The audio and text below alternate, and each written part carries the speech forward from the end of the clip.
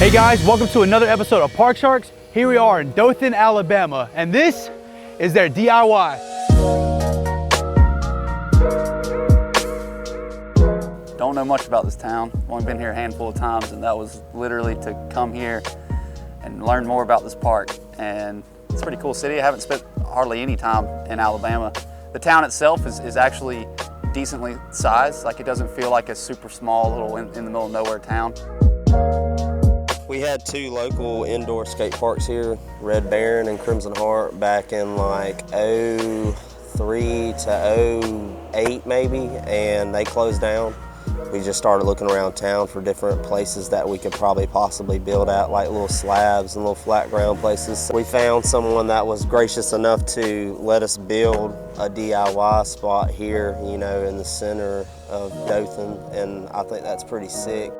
And you got everything you want here, you know, that you can learn on: transition, flat ground, gaps, ledges, rails, boxes and hovers, and transfer gaps and stuff. And I really like that because we all thought, hey, we need something that can like contribute to all our styles, you know. One of my favorite things out here to skate is their like spine. I don't really skate it as a spine that much, but I like doing like blunt stalls and stuff on the block on the top. It is not easy to skate, man.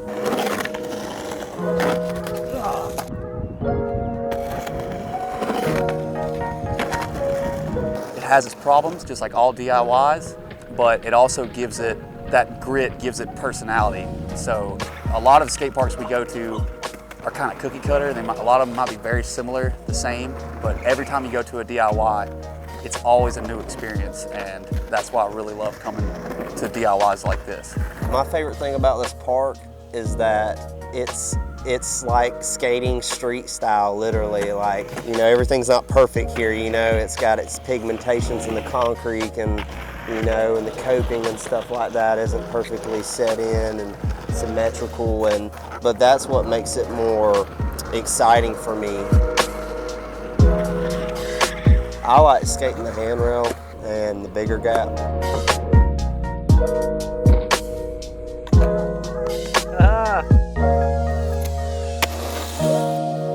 It's an amazing thing that people can come together with a common goal and with very little money and build a place like this just so people can have fun and be in a positive environment. And that's what's really cool about most skate communities, and especially the skate community here, is they were able to come together to build this really cool spot.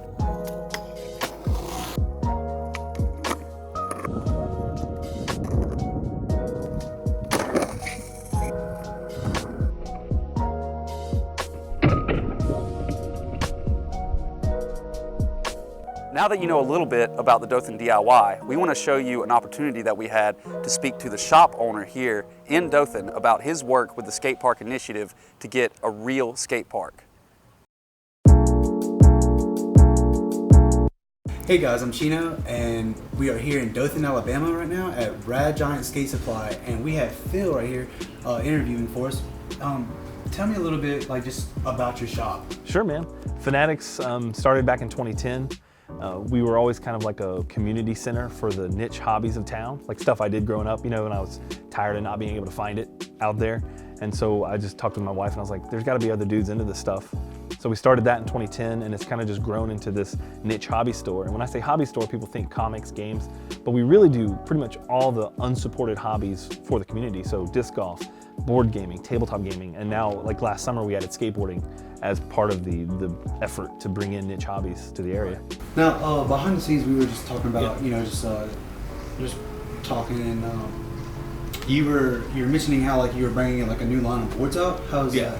Yeah, so that was an awesome experience. I mean, you know, from South Alabama, everyone knows about Jamie Thomas and Zero.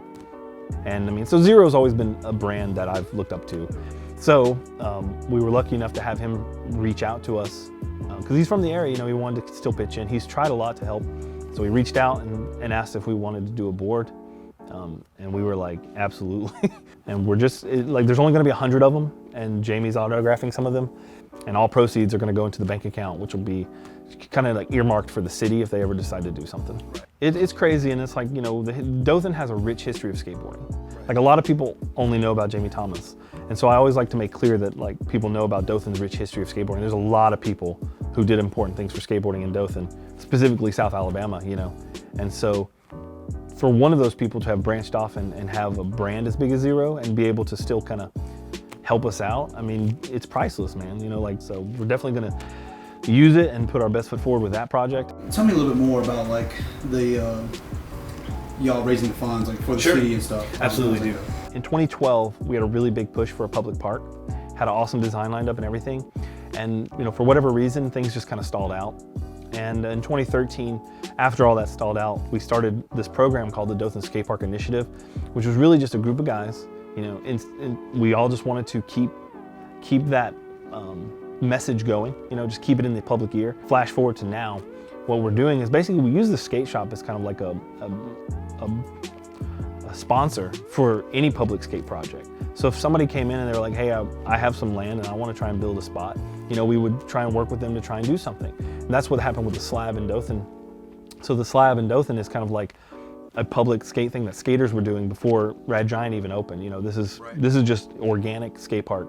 The skate park initiative was to kind of like make a point, like a statement. And we were like talking about, you know, what if we just try and build like a legit skate park, like bigger, like instead of just building a 1 or 2 ramps, like let's build 4 or 5 ramps, and just say, you know, the group's name is Dothan Skate Park Initiative. So let's take initiative and build a park. As far as slabs go, I mean, the guys involved down there did some amazing stuff. The concrete has been lasting, like it's really good. I mean, but what we're gonna try and do is like every other month organize just a build day. Last year though, we were going out there like once a week building stuff. I mean, it was a lot of work. I mean, we really bit off a lot to chew, but we had so many people helping us, you know, a lot of people, and it just came together. So the slab was kind of like the physical component to the message, right? Like the message is, hey, we need skate parks.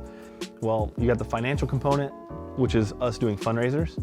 But then you had the physical component, which is like, look at, like, here's one little example of just like what a few $1,000s can do, and look at the impact it's had on traffic downtown. Moving forward, the funds we raise just go into an account where we're just kind of holding it for the city. We don't want to build a prefab park or anything like that. We're going to hold that money until the city can do a legit concrete park.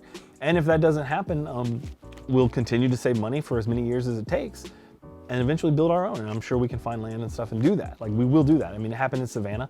Took them 5 years, but they did it. You know, that was an amazing effort. So that's kind of our goal. It's like, let's not wait for the city. Let's raise funds now, and we'll hold those and use that to kind of, you know, bridge the gap between administration and skaters. It's like, look what we've already done. Let's meet in the middle.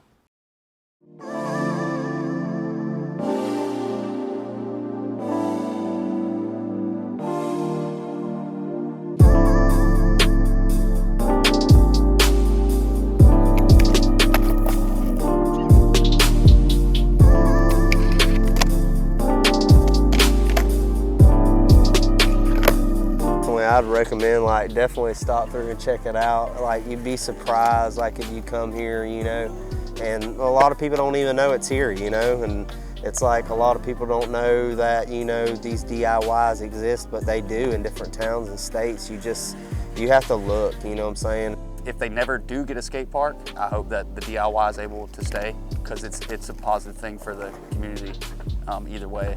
Hopefully this work that we've done here will help raise awareness for the need for a skate park, and maybe there can be some more funding and things can grow from there. If not, it's cool. At least this place is around here and it's super fun. I enjoyed it. I love this place. I've been to many really small towns that have skate parks, and the fact that this place doesn't have one is pretty shocking. I believe that they can get one. That would really open up this town a lot more, you know, and why not do something like that for this town? Because that'd take so many kids off the street from wanting to do drugs or get in trouble, you know what I'm saying? Because that's definitely saved me a lot from getting in trouble, you know, is picking up a skateboard. And, you know, it's a positive thing, and it's, you know, it's a good way to exercise, so why not, you know? And this place serves as a reminder to the community that there is a demand for it. Like, there are skaters out here, and they're gonna be out here, whether it be on the streets or at a skate park or at a DIY. There's a community of skaters here that really are passionate about skateboarding. One of the things that I always love about traveling and doing this is that I get to meet different skaters, and one thing that they all have in common is they always have a really good community of skaters that just want to skate. Like, that's just what they do, and they love it, and it's the majority of the time it's a really positive environment, and this place was birthed out of that.